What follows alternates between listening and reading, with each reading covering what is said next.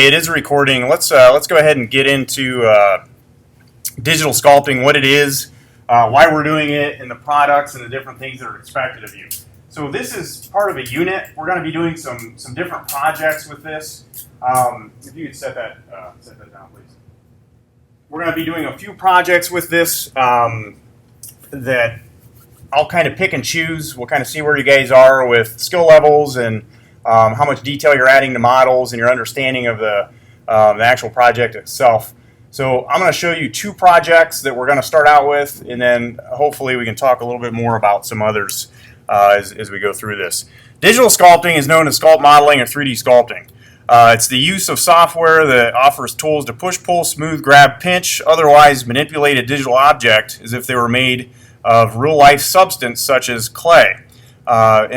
What I really like about this project specifically is, so if I was teaching a ceramics class and we started with a lump of clay, the product that you get from that lump of clay is pretty similar to what you get digitally. It's just a lot easier to work digitally, and it's a lot less messy. Relevance, why we're doing this. I just want to show you some different ways digital sculpting is used. The movie industry, it's huge. These are some of the movies that Cinema 4D was used to produce. Avatar, you guys probably have either seen it or heard of it. It was groundbreaking at the time, and this is quite a few years ago, but digital sculpting was used extensively.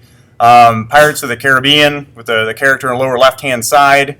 Marvel movies, the last Avengers film, the Venom that's coming out, Spider-Man 3, Inception, Iron Man 3, The Martian, Polar Express, Chronicles of Narnia, and the list goes on and on and on. And we have the actual version that studios are using. They have some different plugins that they use for different special effects, but this isn't like a dumbed-down version for students that we're using. So you can get pretty high-level products from what you guys are sitting down and using every day. The gaming industry, there's a boatload of money in the gaming industry. Everybody knows that it's blown up. It's a multi-billion-dollar industry. If you can work with manipulating skins, base meshes, you can make a really good living doing just that. But as you can see from some of the images up on the screen, set designs for gaming are designed in Cinema 4D along with all the characters as well.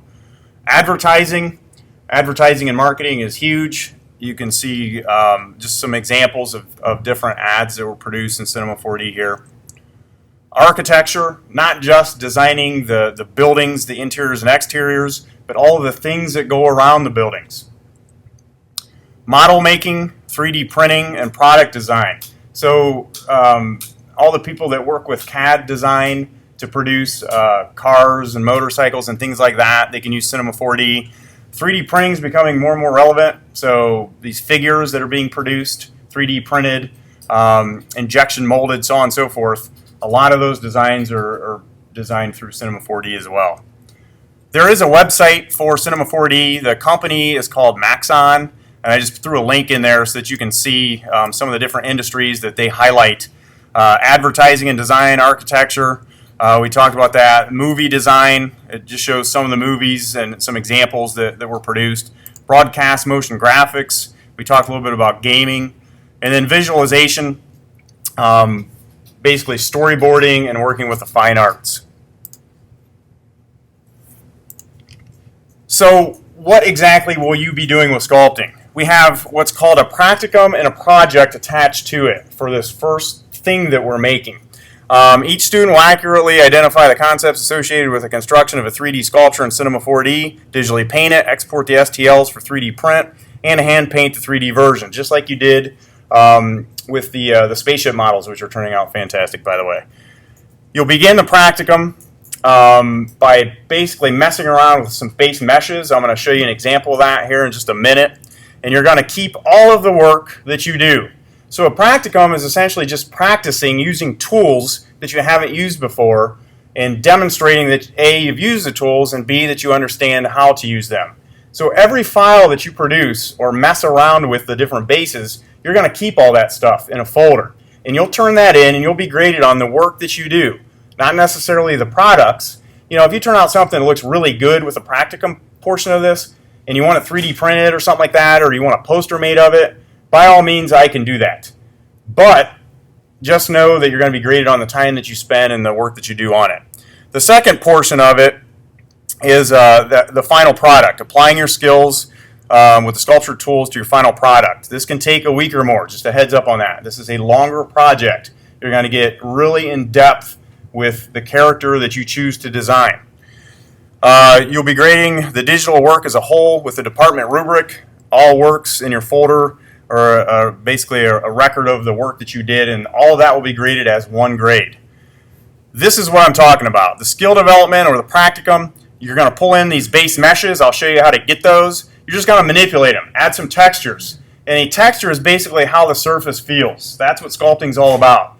Taking a shape, a mesh, and adjusting the surface quality so that it looks a certain way, so that if you would go up and feel it, it would feel a certain way. Resource gathering. After you mess around with the skill development, you're going to have to get some pictures of whatever it is you guys want to sculpt. And I'm going to let you pick and choose. As long as it's school appropriate, it's fair game. I chose Yoda, so I got a bunch of different pictures of Yoda. I just did his bust, and I'll show you that in a second. But I needed some side profiles, straight ahead. I just wanted to know exactly what he looked like from all different angles. So you're going to have to pick whatever character you want to design, find as many angles of that character as possible, because we are sculpting in the round. That is, we're working with the whole mesh, front, back, and the sides. And then you'll get into, as I mentioned, sculpting and printing. I'll show you this example here in a second of the Yoda that I created. We'll be printing these out. That Yoda is sitting right over here that I designed a couple of years ago. You can check that out if you want. Pretty proud of it. There's a ton of detail on it. And I started, just as I mentioned, with a base mesh and kept working with it until I got what I wanted. This is the department rubrics. They're sitting up here in the tray. We'll talk a little bit more about that when you guys get into the major part of the project, but that's how the evaluation is going to be finished. So let's get into a quick demo, and I'll talk you guys through what we're looking at here.